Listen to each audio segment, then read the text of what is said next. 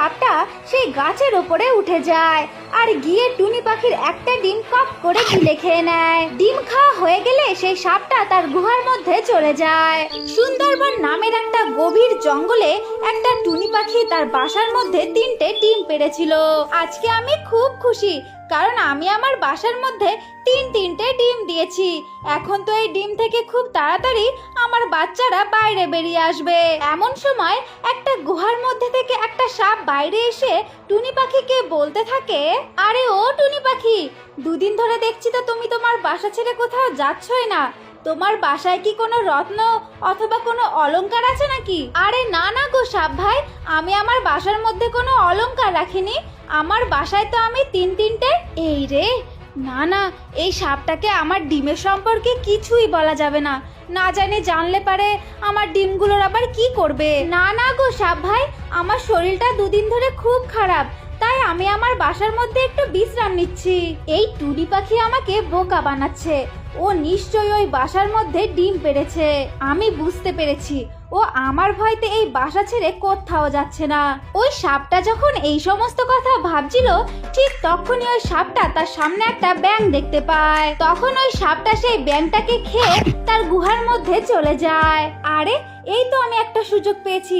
ওই সাপটা তো এখন ব্যাঙটাকে খেয়ে তার গুহার মধ্যে গেছে বিশ্রাম নিতে। এখন আমিও যাই, বাইরে গিয়ে কিছু খাবার খেয়ে আসি। এই কথা বলে ওই টুনি পাখি সেখান থেকে উড়ে চলে যায় জঙ্গলে খাবার খোঁজার জন্য। টুনি পাখি যখন এদিক সেদিক খাবার খুঁজছিল, ঠিক তখনই টুনি পাখি দেখে একটা ইচ্ছাধারী নাগিন একটা জালের মধ্যে বন্দি হয়ে আছে। আমাকে কেউ বাঁচাও, আমাকে কেউ বাঁচাও, আমি যে মারা যাব। তখন টুনি পাখি ওই ইচ্ছাধারী নাগিনের কান্না শুনতে পায়, আর ওই টুনি পাখি নাগিনের কাছে গিয়ে বলে, আরে কে তুমি? আর তোমাকে দেখে তো মনে হচ্ছে তুমি কোনো ইচ্ছাধারী নাগিন। তোমাকে এইভাবে কারা বন্দি বানালো বলো আমাকে? আমি হলাম এই জঙ্গলের সর্পরাজের কন্যা। আমি শিকার খুঁজতে খুঁজতে এইখানে চলে এসেছিলাম, কিন্তু কিছু শিকারী এসে আমাকে বন্দি করে নিয়েছে। টুনি পাখি, আমি আমার ঘরে ফিরে যেতে চাই, তুমি আমাকে সাহায্য করো, আমাকে এই জালের থেকে মুক্ত করো প্লিজ। টুনি পাখি, মুক্ত করো। ঠিক আছে সর্পকন্যা, তুমি ভয় পেও না, আমি তোমাকে এক্ষুনি মুক্ত করে দিচ্ছি। এই কথা বলে টুনি পাখি উড়ে গিয়ে সেই জালটাকে সরিয়ে দেয়। তোমাকে অনেক ধন্যবাদ টুনি পাখি, আজকে আমি তোমার জন্য মুক্ত হতে পারলাম। তোমার যদি কখনো কোনো সাহায্য লাগে তুমি আমার কাছে অবশ্যই এসো, আমি তোমাকে অবশ্যই সহায়তা করব। এখন আমি আসি কেমন? এই কথা বলে ওই ইচ্ছাধারী নাগিন সেখান থেকে চলে যায়। এরপরে টুনি পাখি একটা ফল গাছের নিচে চলে যায় আর সেইখান থেকে কিছু ফল খেয়ে নেয়। ফল খাওয়া হয়ে গেলে টুনি পাখি একা একাই বলতে থাকে, আরে আজকে তো অনেক লেট হয়ে গেল, আমি বাড়ি থেকে বের হয়েছি। এতক্ষণ বাড়ির বাইরে থাকা আমার একদম উচিত হয়নি। না, আমি এক্ষুনি যাই, তাড়াতাড়ি আমার ডিমগুলোর কাছে যাই, না জানি ওরা কি অবস্থায় আছে। টুনি পাখি তার বাড়ির কাছাকাছি যেতেই দেখে সেই সাপটা তার বাসার মধ্যে আবার ঢুকছে। এই দেখে টুনি পাখি তাড়াতাড়ি করে তার বাসার কাছে চলে যায় আর গিয়ে দেখে সেইখানে তার একটা ডিম নেই। আরে আমার বাসার মধ্যে যে একটি ডিম নেই, নিশ্চয়ই ওই সাপটা আমার অনুপস্থিতিতে আমার বাসার কাছে এসে ডিমটা খেয়ে গেছে। এই কথা বলে টুনি পাখি সেইখান থেকে উড়ে গিয়ে সেই সাপের গুহার কাছে যায় আর গিয়ে বলে, সাপ, এই সাপ, তুমি এটা কি করেছো? এত বড় সর্বনাশ তুমি আমার কিভাবে করতে পারলে? আরে টুনি পাখি, তুমি এত চিৎকার চেঁচামেচি কেন করছো? তুমি দেখতে পারছো না আমি আমার গুহার মধ্যে বিশ্রাম নিচ্ছি? তুমি বিশ্রাম পরে নেবে, তুমি বলো আমার বাসার মধ্যে থেকে একটি ডিম কোথায় গেল? হ্যাঁ, তুমি নিশ্চয়ই আমার ডিমটাকে খেয়েছো। আমি বাসায় ছিলাম না, সেই সুযোগে তুমি আমার ডিমটাকে খেয়ে ফেলেছো, তাই না? আমি তোমার ডিম কেন খেতে যাব? হ্যাঁ, আমি তো সেই সকালবেলা একটা ব্যাঙ শিকার করে আমি আমার গুহার মধ্যেই বসে আছি, তারপরের থেকে আমি আমার গুহার থেকে বাইরেই বের হইনি। এখন যাও তো, তুমি এখান থেকে চলে যাও। চিৎকার করে করে তুমি আমার ঘুমটাকে নষ্ট করে দিলে। এই কথা বলে ওই সাপটা আবার তার গুহার মধ্যে চলে যায় আর গিয়ে বিশ্রাম নিতে থাকে। তখন টুনি পাখিও উদাস হয়ে তার বাসার কাছে ফিরে আসে। এরপরে রাত হয়ে যায় আর টুনি পাখিও সেইখানে ঘুমিয়ে পড়ে। ঠিক তখনই ওই সাপটা তার গুহার মধ্যে থেকে বাইরে বেরিয়ে আসে আর এসে বলে, আরে আমি তো আমার লোভ সামলাতে পারছি না, কি সুন্দর ছিল টুনি পাখির ডিমটা, আমি যতক্ষণ না টুনি পাখির ডিমগুলো সবকটা খেতে পারছি ততক্ষণ আমি যে শান্ত হয়ে বসেই থাকতে পারছি না। টুনি পাখি তো এখন ঘুমিয়ে গেছে, আমি একটা কাজ করি, এই সুযোগে টুনির গাছের উপরে উঠে ওর একটা ডিম নিয়ে খেয়ে ফেলি। এই কথা বলে ওই দুষ্টু সাপটা সেই গাছের উপরে উঠে যায় আর গিয়ে টুনি পাখির একটা ডিম কপ করে গিলে খেয়ে নেয়। ডিম খাওয়া হয়ে গেলে সেই সাপটা তার গুহার মধ্যে চলে যায়। এরপরে সকাল হয়ে যায়। এরপরে টুনি পাখি ঘুম থেকে উঠে দেখে তার বাসার মধ্যে আর একটা ডিম নেই, তার বাসার মধ্যে শুধুমাত্র একটি ডিম পড়ে আছে। হায় হায় হায়, আমার এমন সর্বনাশ কে করলো? কে আমার ডিম দুটোকে খেয়ে ফেললো? টুনি পাখিকে এইভাবে কাঁদতে দেখে একটা সুন্দরী কাক টুনির কাছে উড়ে আসে। তখন টুনি পাখি সুন্দরী কাকের কাছে সমস্ত ঘটনা খুলে বলে। ওই সুন্দরী কাক সমস্ত ঘটনা শুনে বলে, আমি নিশ্চিত ওই সাপটাই তোমার ডিমগুলোকে খেয়ে ফেলেছে, কেননা ওই সাপটা আমারও সবগুলো ডিমকে এইভাবেই খেয়ে ফেলেছিল। ও খুব মিথ্যুক জানো তো, ওই তোমার ডিমগুলোকে খেয়ে ফেলেছে। কিন্তু আমি এখন কি করি?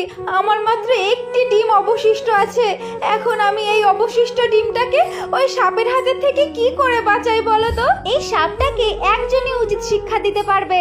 এখন তুমি চলো আমার সঙ্গে, আমি তোমাকে নিয়ে যাই। এরপরে ওই সুন্দরী কাক টুনি পাখিকে নিয়ে একটা বড় গুহার কাছে যায় আর গিয়ে বলতে থাকে, সর্পরাজ ও সর্পকন্যা, তোমরা বাইরে বেরিয়ে আসো, তোমাদের সঙ্গে যে কিছু কথা আছে। সর্পরাজ জানো তো, এই টুনি পাখির ডিম একটা সাপ আমার ডিমের মতো রোজ দিন খেয়ে ফেলছে, তুমি এই টুনি পাখির অবশিষ্ট ডিমটাকে রক্ষা করো। তখন ওই সর্পকন্যা টুনি পাখিকে দেখে চিনতে পারে, চিনতে পেরে তার বাবাকে বলতে থাকে, বাবা বাবা, এটা হচ্ছে সেই টুনি পাখি যে আমাকে শিকারীদের হাত থেকে রক্ষা করেছিল, তুমি ওকে সহায়তা করো বাবা। ঠিক আছে মা, আমি টুনি পাখির সহায়তা অবশ্যই করব।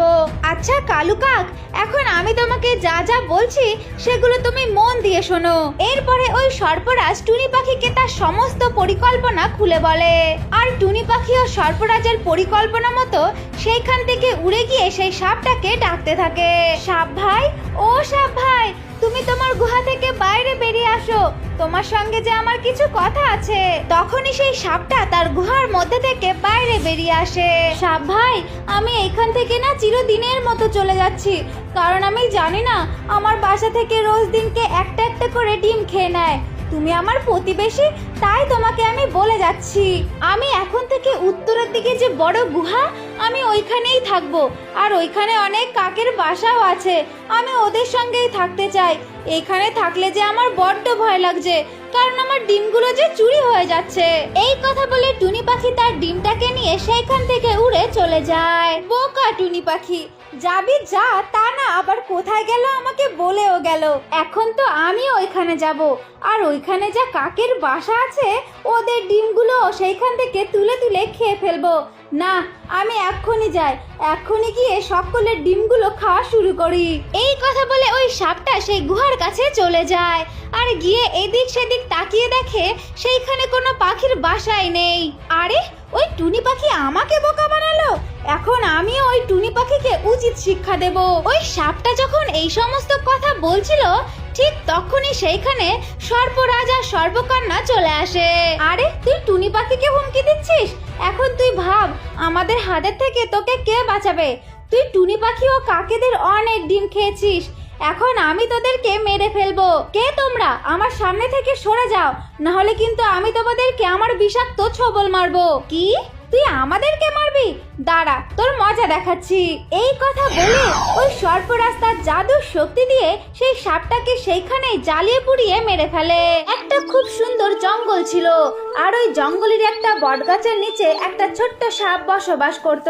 ওই সাপটা ছিল ভীষণ দুষ্টু আর লোভী, সে পাখিদের ডিম ধরে ধরে খেয়ে নিত। একদিন ওই জঙ্গলে খাবারের সংকট দেখা দেয়, এই জন্য ওই সাপটা পাশের জঙ্গলে চলে যায় পাখিদের ডিম খাওয়ার জন্য। ঠিক তখনই সেইখানে একটা টুনি পাখি চলে আসে, আর ওই টুনি পাখিটা সেইখানে বাসা বানিয়ে বসবাস করতে থাকে। কিছুদিন পর টুনি পাখি তার বাসার মধ্যে ছোট্ট ছোট্ট দুটো ডিম পাড়ে। টুনি পাখি তার ডিম ডিম দুটোকে নিয়ে সেই জঙ্গলের মধ্যে সুখে শান্তিতে থাকতে লাগে। কিছুদিন পর সেই জঙ্গলের মধ্যে ওই সাপটা ফিরে আসে। ওই সাপটা এসে দেখে তার বটগাছের উপরে একটা ছোট্ট টুনি পাখি বাসা বানিয়ে বসবাস করছে। আবার তার বাসার মধ্যে ছোট্ট ছোট্ট দুটো ডিমও আছে। এই দেখে ওই সাপটা মনে মনে প্রচন্ড খুশি হয় আর মনে মনে ভাবতে থাকে সে তার ডিমগুলোকে মজা করে খাবে। এই বলে সাপটা সেই গুহার মধ্যে চলে যায়। এইদিকে টুনি পাখি তার বাসার মধ্যে বসে বসে তার অনেক খিদে পায়। এই জন্য টুনি পাখি খাবার খাওয়ার জন্য জঙ্গলে চলে যায় খাবার খোঁজার জন্য। ঠিক তখনই সাপটা তার গুহার মধ্যে থেকে বাইরে বেরিয়ে আসে আর বাইরে বেরিয়ে এসে সেই গাছের উপরে চলে যায় টুনি পাখির ডিম খাওয়ার জন্য। ওই সাপটা গিয়ে টুনি পাখির একটা ডিম খেয়ে ফেলে। এরপরে সে আবার নিজের গুহার মধ্যে চলে যায়। কিছুক্ষণ পর টুনি পাখি তার বাসায় ফিরে আসে আর এসে দেখে তার বাসার মধ্যে একটি ডিম নেই। এই দেখে টুনি পাখি খুব কান্নাকাটি করতে থাকে আর কান্নাকাটি করতে করতে বলতে থাকে, আরে আমার ডিমটা কোথায় গেল? এখানে তো আমার দুটো ডিম ছিল, তাহলে আমার আরেকটা ডিম কে খেয়ে গেল? এইভাবে সেই দিনটা কেটে যায়। পরের দিন টুনি পাখি জঙ্গলের মধ্যে চলে যায় আবার খাবার খাওয়ার জন্য।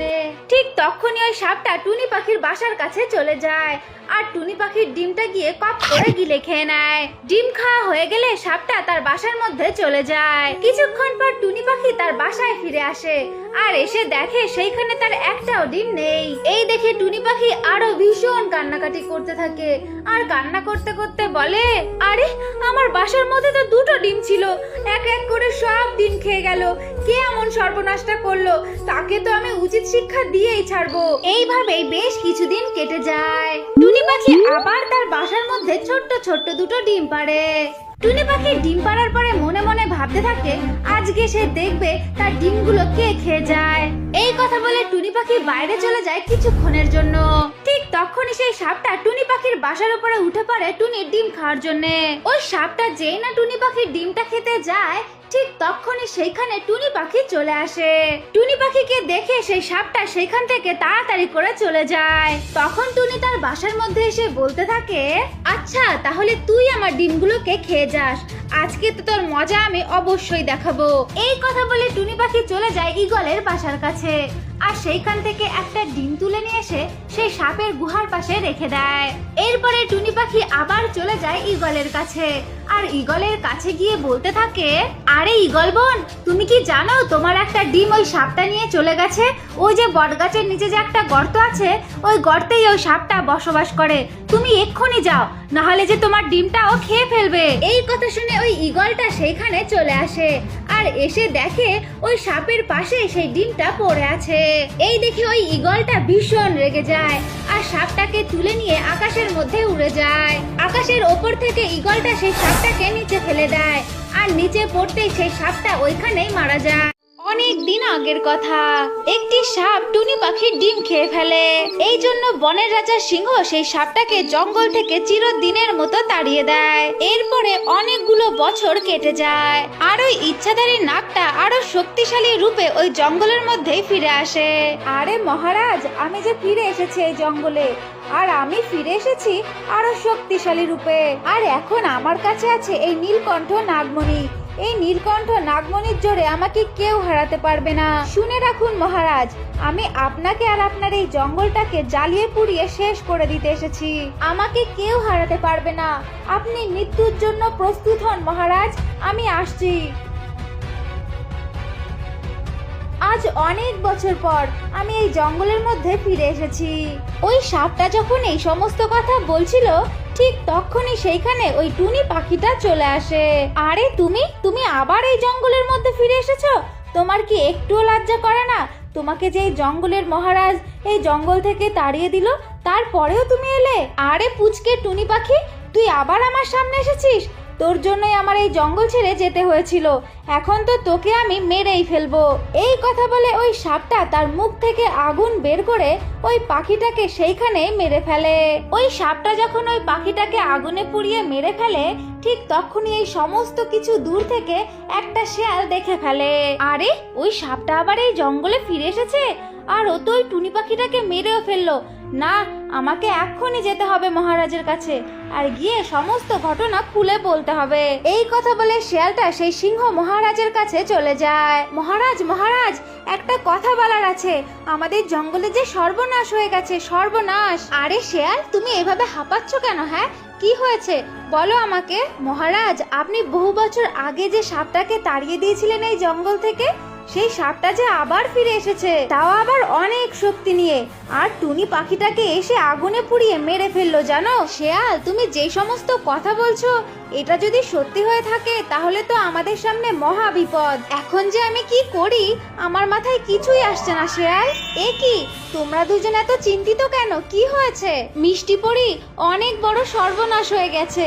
তাহলে শোনো, আমি বহু বছর আগে টুনি পাখির ডিম খাওয়ার অপরাধে যে সাপটাকে জঙ্গল থেকে বের করে দিয়েছিলাম, সে আবার এই জঙ্গলে ফিরে এসেছে, তাও নাকি আবার শক্তি নিয়ে, আর যাকেই পাচ্ছে তাকেই আগুন লাগিয়ে দিচ্ছে, আর জঙ্গলের গাছপালাগুলোতেও আগুন লাগিয়ে দিচ্ছে। ও আচ্ছা, এই ব্যাপার। তোমরা কোনো চিন্তা করো না, আমি তোমাদের পাশেই আছি। আমি বেঁচে থাকতে এই জঙ্গলের আর এই জঙ্গলের পশু পাখিদের কোনো অসুবিধায় আমি হতে দেব না। ঠিক আছে সিংহ মহারাজ, তাহলে তোমরা দুজন আমার পিছনে পিছনে এসো। আমিও দেখি ওই নাগরাজের কত ক্ষমতা জঙ্গলের ক্ষতি করার। এইদিকে ওই ইচ্ছাধারী সাপটা তার মুখ থেকে আগুন বের করে জঙ্গলের সমস্ত গাছপালাতে আগুন লাগাতে থাকে। আগুন লাগাতে লাগাতে সেই ইচ্ছাধারী সাপটা তাদের সামনে চলে আসে। আরে মহারাজ যে, আমি তো আপনাকেই খুঁজছিলাম, আর আপনি নিজে থেকে আমার সামনে আসলেন, ভালোই হলো। আপনার কি মনে আছে আমার কথা? আজ থেকে বহু বছর আগে আপনি আমাকে এই জঙ্গল থেকে তাড়িয়ে দিয়েছিলেন। এখন তো আমি আবার ফিরে এসেছি, তাই আপনাকে আর আপনার জঙ্গলকে আমি জ্বালিয়ে পুড়িয়ে শেষ করে দিতে এসেছি, জানেন। আরে ইচ্ছাধারী নাগ, তুমি এত বড় বড় কথা বলো না, তোমার সামনে আমিও দাঁড়িয়ে আছি, দেখেছো তুমি? আরে ইচ্ছাধারী নাগ, তোমাকে এই জঙ্গল থেকে তাড়িয়েছিল, তার তো যথেষ্ট একটা কারণও ছিল। এমনি এমনি তো আর তোমাকে তাড়িয়ে দেয়নি। তাই তুমি যদি ভেবে থাকো এই জঙ্গলের ক্ষতি করবে, সেটা আমি কখনোই হতে দেব না। আমার কাছেও জাদু শক্তি আছে, আমি আমার জাদুর শক্তি দিয়ে তোমাকে আমি এক্ষুনি মেরে ফেলবো। এই কথা বলে ওই মিষ্টি পরি তার জাদুর শক্তি দিয়ে ওই নাগরাজকে সেইখানে আগুনে পুড়িয়ে মেরে ফেলে। আমার ছোট্ট বন্ধুরা, তো এটাই ছিল আজকের গল্প। যদি তোমাদের ভালো লেগে থাকে তাহলে অবশ্যই লাইক করবে আর চ্যানেলটাকে সাবস্ক্রাইব করে দেবে।